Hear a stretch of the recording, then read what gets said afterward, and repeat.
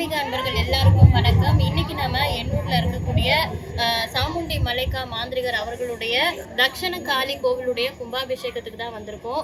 முதல்ல இந்த கோவில் எப்படி இருந்துச்சுன்னா, ஒரு கூரை வீட்டில் ஒரு காளியோட சிலை வைத்து வழிபாடு படக்கூடிய ஒரு கோவிலா இருந்தது. இப்போ அந்த கோவிலை புனரமைச்சு ஒரு பெரிய கோவிலா எழுப்பியிருக்காங்க திருநங்கை மாந்திரிகர் சாமுண்டி மலைக்கா அவர்கள். அந்த கோவில் கும்பாபிஷேகத்துக்கு தான் வந்திருக்கோம். என்னென்ன சிறப்புகள் இருக்கு இதுல, அந்த கோவில் கும்பாபிஷேகம் எந்த அளவுக்கு சிறப்பா நடக்குது அப்படின்றத இன்னைக்கு நம்ம அவங்க கூட கேட்டு தெரிஞ்சுக்க போறோம். வாங்க போலாம்.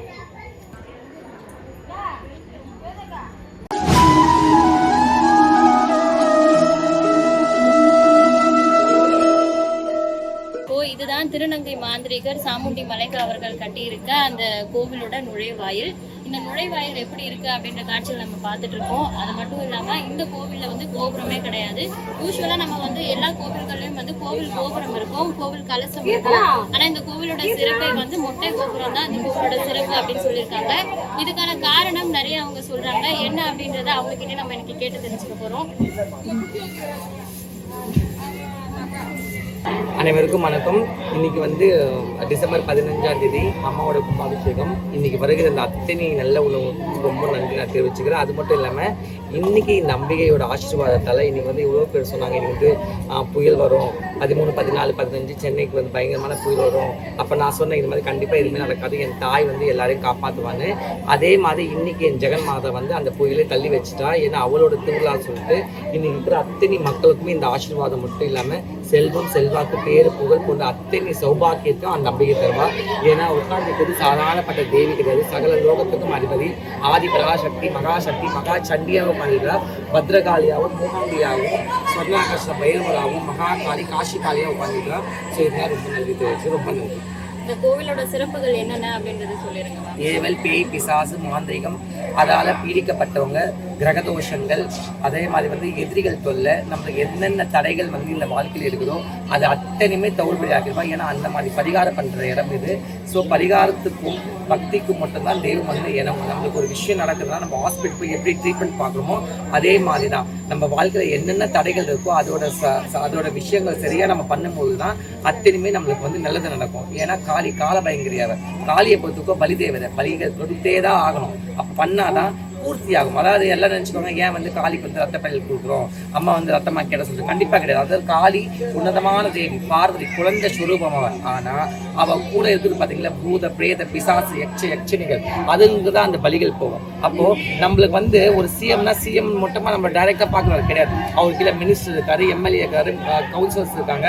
எத்தனை டிபார்ட்மெண்ட் ஒரு நாட்டை இயக்குதோ அதே மாதிரிதான் ஆதி பராசக்தி. அவ மட்டும் டைரக்டா உன்னைய நம்ம படைச்ச இல்லை, இந்த அந்த சராசங்களை படிச்சு 14 குணங்களை படிச்சு அத்தனை பல கோடி ஜீவராசிகளை படிச்சு அவ உட்கார்ந்து இருக்கிறானா. அப்ப அதுக்கு அத்தனையுமே வழிபாடு மாந்திரீக பூஜை மந்திர தந்திர யந்திரத்துக்கள் அப்பாற்பட்டது. எதை நம்ம நினைக்கிறோமோ 101% நடத்தியே காட்டுவா. அதுதான் அவளோட சக்தி. இல்லைன்னு என்ற சொல்லியே இல்லாம ஆக்கிடுவா. ஓம் சக்தி பராசக்தியை யார் வழிபாடு பண்றாங்களோ அத்தனையுமே நன்மை மட்டும் தான் பயக்கும். இப்போ இந்த கோவில் பாத்தீங்கன்னா மொட்டை கோபுரமா இருக்கு. கேரளா அங்க இருக்க மாதிரி கோவிலா இருக்கு, கோபுரம் இல்லாம. இதோட சிறப்பு என்ன? அதாவது நம்ம நான் அப்பன்னு சொல்லுவேன், என்னோட பிரதான தேவி சோட்டானைக்கரை பகவதி. அப்போ ஃபர்ஸ்ட் எனக்கு அவதான், ரெண்டாவது தான் மகா காளி. அதான் ரெண்டுமே அவதான். சாந்தமா பகவதி, உக்ரமா காளியா இருக்கிறதால நம்ம ரெண்டு எக்ஸ்ட்ரீமா நம்ம வச்சிருக்கோம். ஒண்ணு கேரளாவோட தாந்திரிக வித்தை, இன்னொன்னு காசியில இருக்க மாந்திரிக வித்தை. ஸோ ரெண்டுத்தையும் இங்க இருக்கிறதால ஒண்ணு பத்ரகாளியாவும் ஒண்ணு சாட்சா மூகாம்பிகை பகவதியாவும் உட்காந்துருக்கா.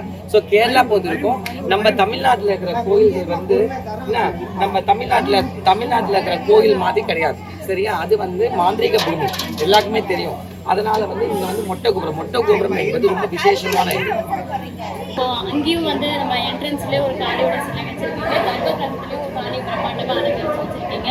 இந்த காளியோட சிறப்புகள் என்னென்ன அப்படின்னு இப்போ இங்க இருக்கிற அம்பிகை பத்ரகாளி மகாகாளி. அதாவது காளினா நிறைய பேர் ஒரு அம்மனை வடிவமைச்சு அவங்களுக்கு இவதான் காளின்னு சொல்றாங்க. எல்லாமே அவரோட சுரூபம் தான். பத்ரகாளி என்பது பரமேஸ்வரன் மேல பவனி நிற்கிறாப்ப 10 கையோடு அலங்கரிச்சு நிற்கிறப்ப இவதான் காளி, சங்கார ரூபினி. அதாவது ருத்ரனுக்கு இணையா நிற்கிறவன். இந்த பிரபஞ்சம் எப்பப்போ தடுமாற்றம் இருக்குதோ, இந்த பிரபஞ்சம் எப்பப்போ அழிய முற்படுதோ, அதர்மங்கள் எப்பப்போ தளர் நோக்கி நிற்குதோ, அந்த க்ஷணத்திலே காப்பாற்றுற ஒரே சக்தி இந்த மகாசக்தியான பராசக்தி. ஸோ பத்ரகாளி இது நம்ம வச்சிருக்கோம்னா நம்ம காளி வழிபாட்டில் இருக்கிறதால நான் 2 காளி வச்சுருக்கேன். ஒன்று வந்து காஷி காளி. ஸோ காஷி காளி என்பது முதல்ல நான் வந்து இங்கேருந்து போய் அந்த காஷியில் இருந்து அங்கேருந்து அந்த அம்பிகையை எடுத்து வந்தேன். 2வது நம்மளோட பூஜையில் இருக்கிற பராசக்தியான மகா காளியாக இருக்கிற இந்த அம்பிகை வடிவம் வச்சு இங்கே நம்ம வச்சுருக்கோம். பக்கத்துல ஒரு கர்ப்பகிரகத்துல மூகாம்பிகை அதோட மலைமையிலேருந்து கீழே வந்து அந்த கொல்லூர் மூகாம்பிகை அந்த அம்பிகை இது இந்த அதாவது தங்க ஸ்வர்ண விக்கிரகம் இன்னி வரைக்கும் உலகத்திலேயே ஒரே ஒரு இடத்துல சுயம்பு லிங்கத்துல ஸ்வர்ண ரேகை இப்போ எப்படி நகரம் இருக்கிற அந்த மாதிரி தங்க ரேகை போட்டிருக்கோம். ஒரு பக்கம் சரஸ்வதி லக்ஷ்மி காளி, இன்னொரு பக்கம் சிவன் பிரம்மா விஷ்ணு. அந்த ஐதீகத்தில் இருக்கிறதால சகல விதமான தோஷங்கள், சாபங்கள், பிணிகள், பேய், பிசாசு, பில்லி, சுண்ணி போன்ற எல்லா துருதமான சக்திகளும் ஒரு க்ஷணத்துல இன்னைக்கு நம்ம இந்த பூஜையில எப்பவுமே நம்ம பண்ணோம்னா அதுக்கு முன்பு வந்து நம்பிக்கை தான். இந்த சாமி குறித்த ஒரு அதிசயம் இப்ப நடந்துச்சு அப்படின்னு சொன்னீங்க, அந்த நிகழ்வு பத்தி பகிர்ந்து. கண்டிப்பாமா. அதாவது வந்து நம்ம எப்பவுமே சொல்லுவோம் சோட்டானிக்கிற பகவதி மாதிரி எனக்கு பிரதான தேவி. ஏன்னா நம்ம மணிக்கூட அடிக்கிறேன். அதாவது எனக்கு எல்லாமே அந்த அம்மா தான். எல்லாருமே வந்து மேல் மண்ணில் அக்கால பரமேஸ்வரர் போவாங்க. ஏன்னா தமிழ்நாட்டில் இருக்கிறதால அந்த அம்மா மற்ற காளி கோயிலுக்கு போவாங்க, மற்ற கோயிலுக்கு போய் போவாங்க. பட் ஆனால் எனக்கு நான் பிறந்தது வளர்ந்ததுலாம் சென்னை எல்லாருக்குமே தெரியும். ஆனால் இதெல்லாம் வந்து பூர்வ ஜென்மத்துடையது. ஏன்னா என்னை மீறி நான் வந்து அந்த அம்மாயிட்ட போனேன் கேரளாவில் போயிட்டு அங்கே பல ரகசியங்களும் பல சித்திகளும் வந்து எனக்கு சித்தியாச்சு. அதன்படி நம்ம வந்து பூஜைகள் வந்து ஆரம்பித்தோம். ஏன் சொல்கிறேன்னா நான் நினச்சேன் சரி வந்து நம்ம வந்து பில்டிங் வந்து பண்ணிக்கலாம், எல்லாம் அம்மா நல்லபடியே பண்ணிவிட்டு நம்ம கேரளா போயிட்டு ஒரு பெரிய ஒரு ஃபோட்டோ வாங்கிட்டு வந்து நம்ம வச்சுக்கலாம் சுற்றி நினச்சேன். ஆனால் இன்றைக்கி என்ன அதிசயம் நடந்ததுன்னா இப்போ பாருங்கள், இந்த அம்மாவை இன்னைக்கு ஒருத்தங்க வந்து கிஃப்ட் கொடுத்தாங்க. எவ்வளோ ஒரு அதிசயம் இது பாருங்க. பகவதி அம்மா கிஃப்டா வந்து நினைச்சேன். அதை வாங்குறது இல்லை, அம்மா வரணும், அம்மாவோட விக்கிரகமோ ஃபோட்டோவை இங்கே இல்லையே சொல்லிட்டு நான் நினைச்சேன். நான் உங்க கூடயே தான் இருக்கிறேன்னு சொல்லிட்டு அம்மா வந்துட்டேன். ஏன்னா சாட்சா மூகாம்பிகை வந்து சோட்டானிக்கரை பகவதி அம்மாவோட ஸ்வரூபம் தான். அதனால தான் வந்து கொடச்சாத்துல தான் அம்பிகை வந்து மூகாம்பி குள்ளூரில் இருந்துட்டு அதுக்கப்புறமா காலையில் முதல் பூஜை வந்து சோட்டானிக்கரை வாங்குறது ஐதீகம். ஏன்னா ஆதிசங்கராச்சாரியார் கூட வந்தது இந்த அம்பிகை தான், கொடச்சாத்திரியிலிருந்து வந்த அம்பிகை தான். அந்த அம்பிகை தான் என்னை வந்து இங்கே பிரதிஷ்டம் பண்ண சொன்னதால இங்கே வந்து செல்வத்துக்கு பஞ்சமே இருக்காது, ஞானத்துக்கும் பஞ்சமே இருக்காது. அதாவது ஒரு இடத்துல வந்து ஞானம் வந்து செல்வம் இருக்காது, செல்வம் இடத்துல வீரம் இருக்காது. அப்போ யாராவது வந்து அவங்க வந்து தட்டிக்கினே இருப்பாங்க, இல்லை அடித்து பறிப்பாங்க. ஸோ இது எல்லாமே வந்து ஒரு மனிதனாக பிறந்தால் நம்ம வந்து இறக்கம் இருக்கும், எல்லாமே படிப்பு இருக்கணும், அதனால நம்ம வந்து பயனடையணும், அதனால 10 பேருக்கு உதவியாக இருக்கணும், அதை தக்க வச்சுக்கணும். இது 3 தான் இந்த முப்பெரும் தேவிகளோட சங்கம், சரஸ்வதி லக்ஷ்மி காளி. இங்கே நம்ம வந்து மகா காளியாகவும் 2வது வந்து இந்த மூகாம்பிகை இங்கே இருக்கிறதால இது அத்தனைக்கும் குறைவே இல்லாமல் இங்கே இருக்குது. அதனால நான் எப்பவுமே சொல்வேன், என் மற்ற எல்லாரோட பூஜையோட என் பூஜைக்கு தனித்துவம் இருக்குது, சக்தியும் அதிபயங்கரமாக இருக்குது. அதனால தான் எவ்வளோ பிரச்சனைகள் எனக்கு வந்து உங்களுக்கு தெரியாது ஒன்றும் கிடையாது. நீ ஸ்டார்டிங் வந்து என் கூட இருக்கிறதால சொல்கிறேன். எவ்வளோ விஷயங்கள் அம்மா வந்து தவிடுபடி ஆக்கணும், எவ்வளோ பேர் எனக்கு தரமட்டமாக்கி இன்னைக்கு என்ன இந்த நிலையில வச்சிருந்தா முழுக்க என் தாய் இந்த பகவதியோட அனுகிரகம் தான்.